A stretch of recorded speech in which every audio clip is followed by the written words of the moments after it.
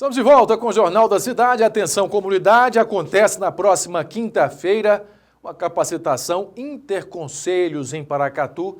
Será na Câmara Municipal a partir das 9 horas da manhã. Conselheiros e entidades são convidados a participar. Quem tem mais detalhes aí é o presidente do Conselho da Promoção de Igualdade Racial, o Hamilton Coelho. Bom dia, é uma satisfação estar com todos vocês aqui da TV Minas Brasil. Então, em primeiro lugar, eu quero ressaltar a importância do Interconselhos. O que vem a ser o Interconselho? O Interconselho é um encontro de formação para todos os conselheiros da cidade. Nós temos hoje em Paracatu mais de 20 conselhos e todos os conselhos voltados para as políticas públicas do município de Paracatu. É importante ressaltar que nesse dia nós teremos formação. Que tipo de formação será ofertada? Trataremos sobre o PPA, que é o local onde nos oferece recurso para as entidades e, sobretudo, nós precisamos de ter um conselho forte, coerente e conciso. Todos os conselheiros das cidades, todas as mesas diretoras foram convocadas para estar lá conosco. Não foi convite, foi convocação, por entendermos que eles precisam ser o ponto de partida e estar, assim, de uma certa forma, sintonizados. E também as entidades que são beneficiadas pelo Conselho serão convidadas a participar conosco, e o público em geral. Olha, de fato, é uma inovação na cidade de Paracatu. Nunca teve esse projeto dessa estrutura. E eu quero aqui de público parabenizar a secretária de Assistência Social, a senhora Ana Amélia, que vem dando para nós todo o suporte nas ações efetivas das políticas públicas do município de Paracatu.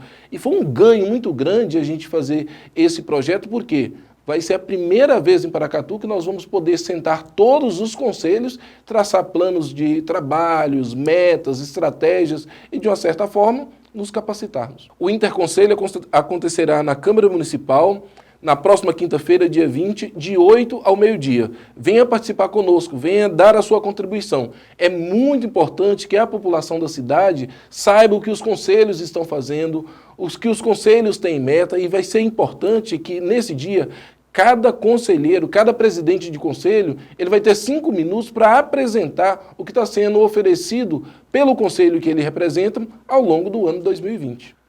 Vamos agora voltar a falar de estudantes, porque notas baixas e também dificuldade na escola nem sempre são referentes aí à falta de atenção ou até mesmo de interesse. Então é bom os pais ficarem atentos. Esse problema pode ser uma deficiência na audição.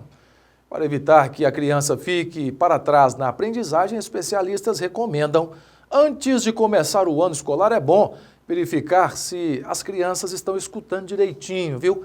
E esse é o tema do nosso quadro Saúde e Beleza de hoje.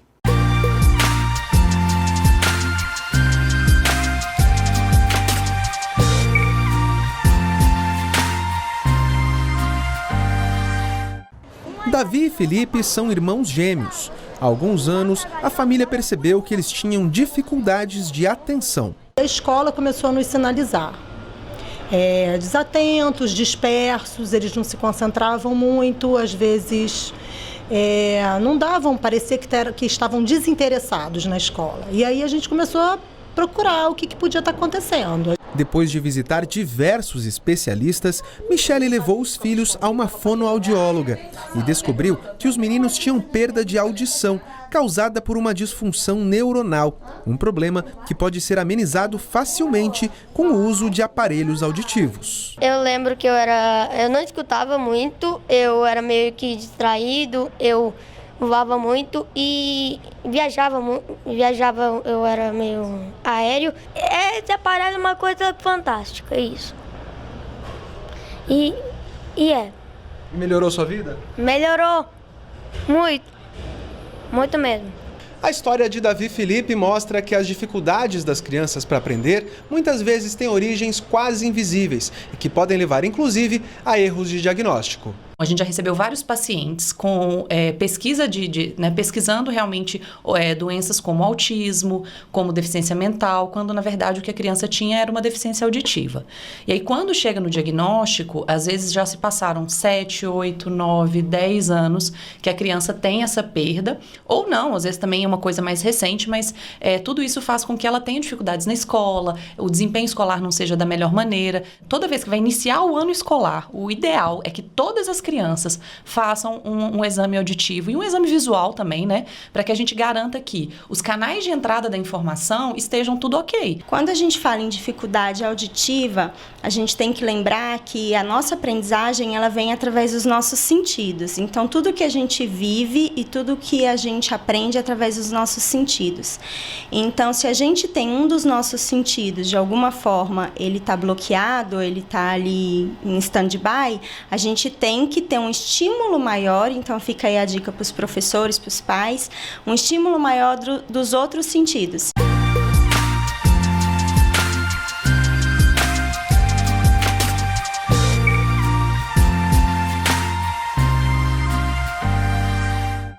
E ainda falando de saúde, estamos no Fevereiro Roxo, que é a campanha dedicada aí para a conscientização sobre o Alzheimer. E olha só, de acordo com a Organização Mundial da Saúde, a cada ano são registrados quase 10 milhões de novos casos. A população brasileira está envelhecendo. Até a década de 1980, havia muito mais jovens do que idosos no país. Só que esse cenário vem se transformando e as projeções do IBGE para 2060 indicam que a população idosa será maior. E uma das preocupações diante disso é o aumento nos casos de doenças demenciais. Uma delas é o Alzheimer. Segundo o Ministério da Saúde, cerca de 1.200.000 brasileiros convivem com esse mal. Há 5 anos, Dona Isabel convive com Alzheimer. A senhora, de 80 anos, que já foi professora, hoje está no estágio moderado da doença, quando até para formular frases fica difícil. Segundo o filho da professora aposentada, a doença apareceu após a morte do esposo dela. Não existe na literatura médica a confirmação de que eventos traumáticos possam causar a doença. Mas estudos feitos em países como os Estados Unidos e o Reino Unido encontraram fatores considerados de risco para a incidência do Alzheimer, como o diabetes, hipertensão e o sedentarismo. Estresse psicológicos, estresse químicos, fisiológicos, isso pode precipitar ou acabar demonstrando alterações cognitivas que já existiam previamente, que não eram vistas, ou deflagrar alguns processos. Daqui não saio, daqui ninguém tira. Esse é o bloquinho da geriatria das obras sociais Irmã Dulce. A diversão ajuda na saúde de muitos pacientes. A música, por exemplo, é vista como uma terapia para quem convive com Alzheimer. Apesar de não ter cura, existem tratamentos para aliviar os sintomas, como produtos à base da maconha. E recentemente, a Anvisa aprovou uma proposta para simplificar a importação de produtos à base de canabidiol. Não é passado, não é presente, é o futuro. Então o canabidiol veio para ficar e mostrar à população, quer dizer, é acalmar o sofrimento de muitas doenças, não só das doenças neurológicas e psiquiátricas, mas o corpo de um modo geral. E a seguir, pesquisa feita pela Serasa traça o perfil dos endividados no Brasil que ultrapassam 63 milhões de pessoas. Trabalho autônomo, veja os desafios para empreender. E ainda a nossa sala de entrevistas aborda o tema geração de emprego aqui em Paracatu. Eu volto já.